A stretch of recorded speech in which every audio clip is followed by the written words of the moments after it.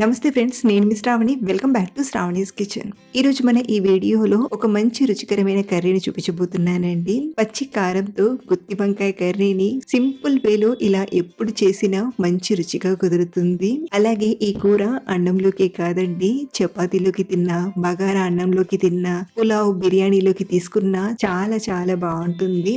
ఎప్పుడు చేసే గుత్తి వంకాయ కర్రీలా కాకుండా ఓసారి ఇలా పచ్చికారం వేసి చూడండి, మంచి రుచిగా ఎంజాయ్ చేస్తారు. మరి ఎంతో రుచికరమైన ఈ గుత్తి వంకాయ కూరను సింపుల్ వేలో చిటికెలో ఎలా చేయాలో ఇప్పుడు చూద్దాం రండి.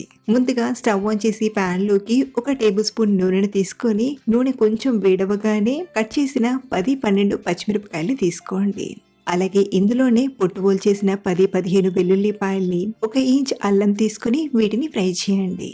ఇక్కడ మనం తినే కారాన్ని బట్టి మొత్తం పచ్చిమిరపకాయలని తీసుకోవాలి. మీరు మరీ స్పైసీగా తినేవారైతే 15 వరకైనా తీసుకోవచ్చు. ఇవన్నీ ఇలా బాగా ఫ్రై అయ్యి, పచ్చిమిరపకాయ కూడా చక్కగా ఫ్రై అయ్యి కొంచెం తెల్లబడ్డాక వీటిని మిక్సీ గిన్నెలోకి కానీ లేదా ప్లేట్లోకి కానీ తీసుకుని పక్కనుంచండి. మళ్ళీ ఇదే కడాయిలోకి ఒక 3-4 టేబుల్ స్పూన్ల పల్లీలను తీసుకుని ఫ్రై చేయండి.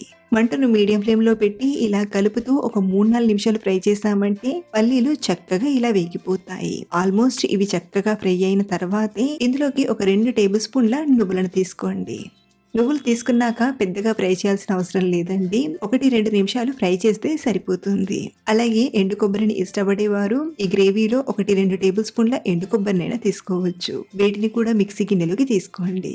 సో ఇలా ఫ్రై చేసిన ఇవి కొంచెం చల్లారాక ఇప్పుడు ఇందులోకి లైట్గా స్పైసెస్ని తీసుకుంటున్నాను. చిన్న దాల్చిన చెక్క ముక్క, 2 యాలక్కులు, 3-4 లవంగాలను తీసుకోండి. మీరు కావాలంటే ఈ స్పైసెస్కి బదులుగా ఒక 1/2 టీ స్పూన్ గరం మసాలా పొడినైనా వాడచ్చు.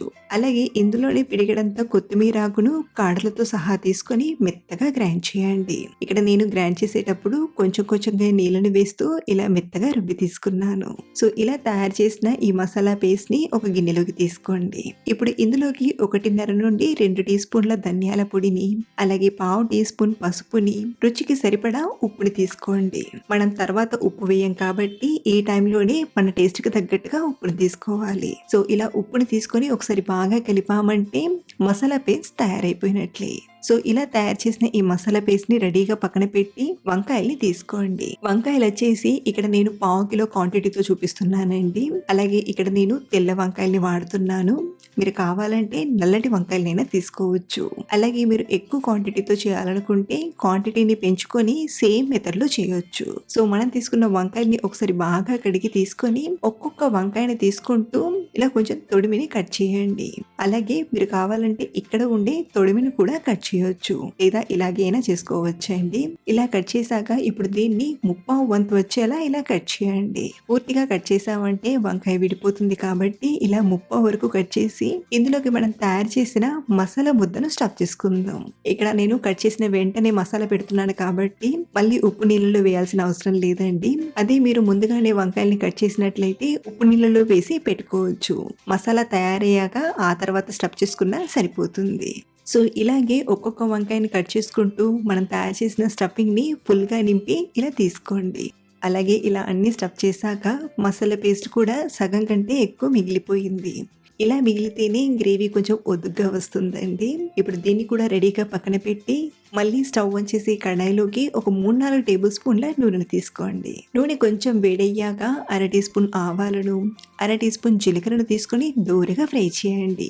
ఇలా ఫ్రై చేశాక ఇందులోకి ఒక 2 పొడువుగా కట్ చేసిన పచ్చిమిరపకాయ ముక్కల్ని తీసుకొని ఫ్రై చేయండి. ఇలా పోపులో కొంచెం పచ్చిమిర్చి టచ్ చేస్తే మంచి రుచిగా ఉంటుంది.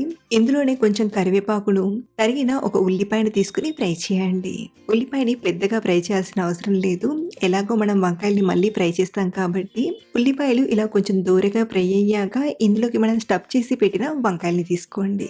ఈ ఆయిల్లోనే వంకాయల్ని ఇలా కలుపుతూ ఒక 3-4 నిమిషాలు ఫ్రై చేయండి. ఇక్కడ నేనైతే ఇలా ఒకసారి కలిపాక మూత పెట్టి మధ్య మధ్యలో కలుపుతూ ఫ్రై చేస్తున్నాను. 1-2 నిమిషాలకు ఒకసారి ఇలా మూత తీస్తూ వంకాయల్ని కలుపుతూ ఫ్రై చేసామంటే వంకాయలు చక్కగా ఫ్రై అవ్వడమే కాదు, కొంచెం మెత్తబడిపోతాయి. ఇందులోకి మిగిలిన మసాలా ముద్దను తీసుకోండి.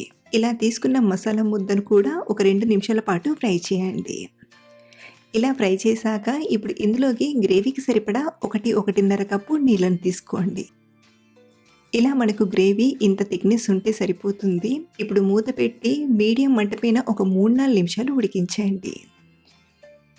4 నిమిషాల తర్వాత మళ్ళీ చూపిస్తున్నానండి.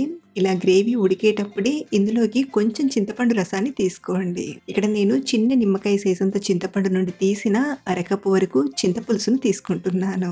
అలాగే మీకు పులుపు వద్దనుకుంటే చింతపులుసును స్కిప్ చేసేయొచ్చు. ఇప్పుడు మంటను మీడియం ఫ్లేమ్‌లో పెట్టి మధ్య మధ్యలో కలుపుతూ 6, 7 నిమిషాలు బాగా ఉడికించండి. మనకు వంకాయ మెత్తగా ఉడికిందంటే కర్రీ తయారైపోయినట్లే. ఇక్కడ నేను మళ్ళీ 7, 8 నిమిషాల తర్వాత చూపిస్తున్నాను. ఆయిల్ చక్కగా పైకి తేలి మంచి గుమగుమలాడిపోతుంది. అలాగే వంకాయలు కూడా మెత్తగా ఉడికిపోయాయి. ఇలా మనం ఈ విధంగా పచ్చి కారంతో గుత్తి వంకాయ కర్రీని చాలా ఈజీగా మంచి రుచిగా చేసుకోవచ్చు. చివర్లో కొంచెం కొత్తిమీరాకుని వేసి మరొకసారి బాగా కలిపి స్టవ్ ఆఫ్ చేసేయడమే. ఇంటికి చుట్టాలు వచ్చినప్పుడు ఇలా డిఫరెంట్‌గా చేసి పెట్టాలే కానీ ఎలా చేసావని అడక్క మానరు. అంత బాగా ఇష్టపడతారు. అలాగే తృప్తిగా తినేస్తారు. అలాగే ఈ రెసిపీని మీరు ట్రై చేశాక మీకు ఎలా కుదిరిందో కింద కామెంట్‌లో చెప్పడం మర్చిపోవద్దు. మరిన్ని టేస్టీ అండ్ సింపుల్ రెసిపీస్ కోసం మన ఛానల్‌ని ఫాలో అవ్వండి. Thank you for watching.